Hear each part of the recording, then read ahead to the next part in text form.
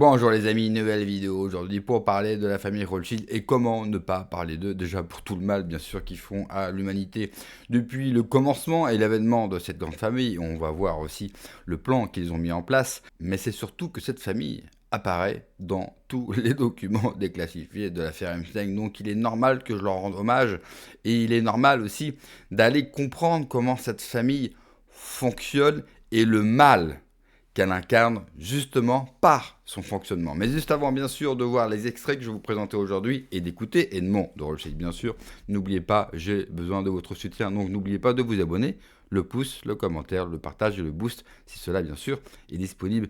Et encore une fois, je vous remercie du fond du cœur pour tous les commentaires, pour tout ce que vous faites. Je ne vois pas d'un point de vue individuel telle ou telle personne qui va bien sûr partager ou mettre un boost. Par contre, j'ai les chiffres et ça a explosé.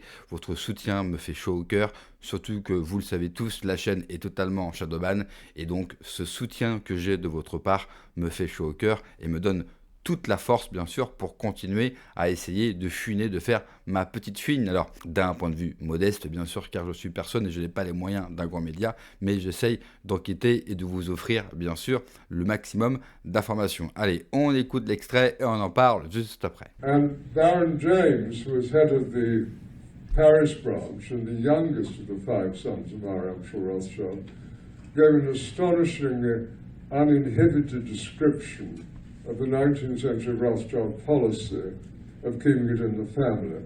I'll quote to you from what he wrote and make you smile. In our family, we've always tried to keep love in the family. In this sense, it was more or less understood since childhood that children would never think of marrying outside the family, so that our fortune would never leave it. You couldn't write that today. C'est sûr qu'aujourd'hui, on ne pourrait pas écrire cela, mais il est bien de rappeler les faits. J'ai un autre extrait, et cette fois-ci, ça vient d'un membre de la famille elle-même, Nathalie Reims-Rothschild. Alors, je ne sais pas si je prononce bien son nom, et entre nous, je m'en fous un petit peu, parce que je n'ai pas beaucoup de respect, bien sûr, pour cette famille. Écoutez bien ce qu'elle va vous dire. Et puis comme on faisait très souvent dans ces familles-là, vice is nice, but incest is best because it stays in the family. Vous savez, on est élevé tout simplement avec le silence pour que surtout rien ne sorte. À partir du moment où, et d'ailleurs je le vois bien, j'écris un roman, et merci beaucoup madame, j'ai été aussi sincère que possible.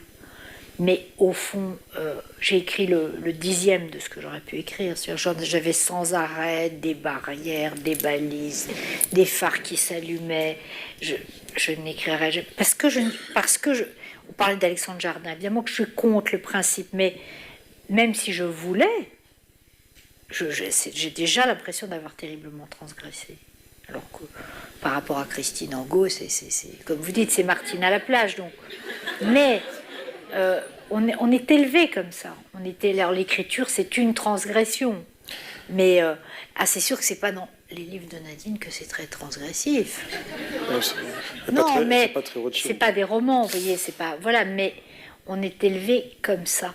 On est élevé avec ce poids-là pour être sûr, et ça marche, que on ne dira jamais les choses. Ce n'est pas la première fois que des membres de cette famille prennent la parole, car eh bien, il y a quand même des gens bien, même si c'est une famille d'enfoirés, une famille qui fait énormément de mal au monde et à toute l'humanité. Vous avez quand même des membres qui sont sortis, bien sûr, de leur propre famille et qui ont écrit des livres, qui ont dit la vérité. Alors bien sûr, ce sont des livres et des dires qui passent totalement inaperçus parce qu'on s'attarde vraiment sur le cœur de la famille et sur tout le mal, parce que cette famille-là, il faut bien comprendre que dans toutes les affaires et dans toutes les mauvaises affaires depuis peut-être 60 ans, 100 ans, même depuis Napoléon d'ailleurs, eh bien on y retrouve toujours cette famille. Et donc il est important d'en parler parce qu'il possède un rôle extrêmement important. Il y a même des gens ces derniers jours qui sont en train de nous dire que cette famille ne serait pas la plus puissante et qu'elle serait elle-même affiliée au Rockefeller, une autre famille, bien sûr, issue de la communauté. D'ailleurs, à ce propos, je vais vous passer un extrait de GPTV où un expert va vous parler justement du rôle de ces grandes familles, du rôle occulte de ces grandes familles qui finalement dirigent le monde. ils ont fusionné et ils dominent totalement la scène actuellement, que ce soit politique, religieuse. Et d'ailleurs, les Orsini et les Farnèse, eh bien, ils sont les maîtres du Vatican, en réalité. Ils sont les maîtres. C'est eux qui... Les maîtres du Vatican. Complètement. La noblesse noire, ils sont les maîtres du Vatican. Aujourd'hui, Léon XIV obéit absolument à ses familles.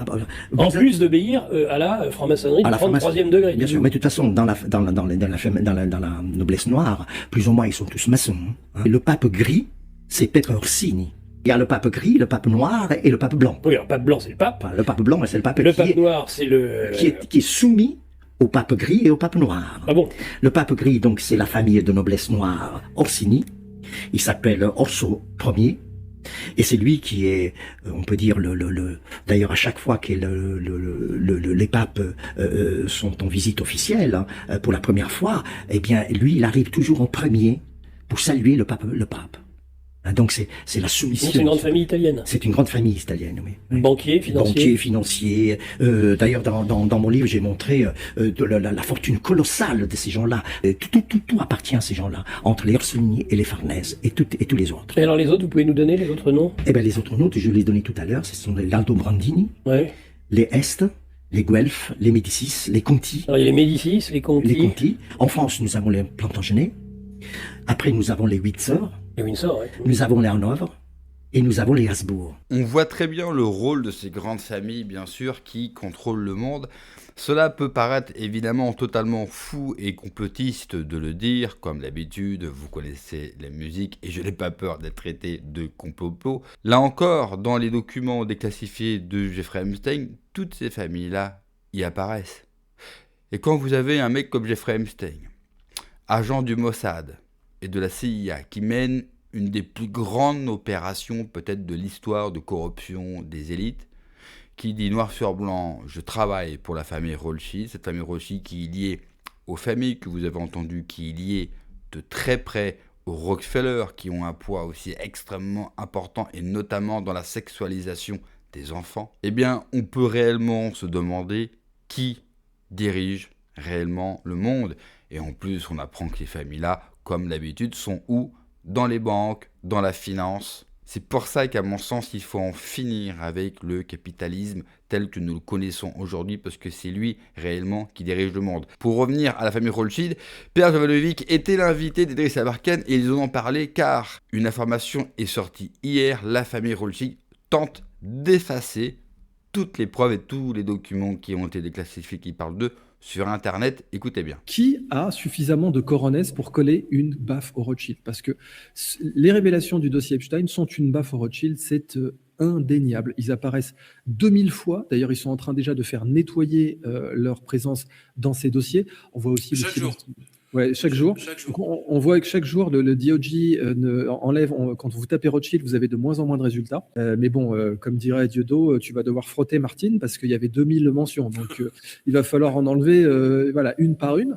Mais d'ailleurs, silence coupable de Wikipédia. Donc, on a eu aussi la preuve dans les dossiers Epstein que Wikipédia pouvait être acheté. Donc, on a un proche d'Epstein qui dit j'ai enlevé Wikipédia qui avait effacé ma fiche pendant 10 ans. Voilà, absolument. Avant de la réouvrir juste pour t'attaquer. Ils ont fait pareil pour moi. C'est une technique très connue et c'est lié à ces scandales comme Avisa Partners, etc. Et donc, on voit que Epstein, en fait, un pote à lui a dit, voilà, tu m'as payé, alors j'ai enlevé la mention délinquant sexuel de ta page Wikipédia. Voilà. Sans problème, j'ai enlevé la mention délinquant sexuel, le mec est condamné, bah non, tu verras pas ça. On voit dans les mails qu'il payait à peu près, grosso modo, c'était les factures de 90 000, 100 000, 120 000, tous les mois. Tous les mois pour vraiment bien nettoyer propre au Mirror sa fiche Wikipédia. C'était du racket. C'était du racket. Et puis à un moment donné, ils ont réussi à bloquer complètement.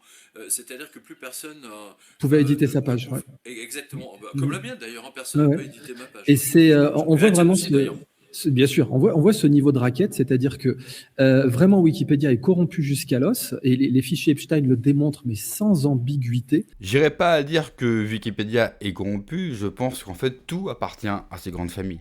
Et quand vous avez leur puissance financière, leur puissance politique, eh bien vous n'avez aucun mal, bien sûr, à faire retirer des lignes sur une page Wikipédia ou alors à faire retirer des lignes sur Internet. Ces familles-là ont trop de pouvoir, non seulement pour leur bien, mais pour le bien de l'humanité. Et comme les lois antitrust américaines, les États devraient mettre fin à toutes ces familles, devraient les faire condamner, on devrait enquêter, on devrait révéler la vérité aux gens, on devrait saisir leurs biens. Que des grandes familles gagnent de l'argent et se les lèguent au fur et à mesure du temps, oui, mais à ce niveau-là, cela devient dangereux pour l'humanité et au vu de tout ce que nous savons aujourd'hui, ils sont un réel danger et il faut bien sûr les neutraliser au plus vite. Merci d'avoir regardé la vidéo les amis, n'oubliez pas comme d'habitude de vous abonner, le pouce, le commentaire, le partage, le boost de la vidéo. Je vous en remercie d'avance, prenez soin de vous, que Dieu vous protège. Allez, ciao.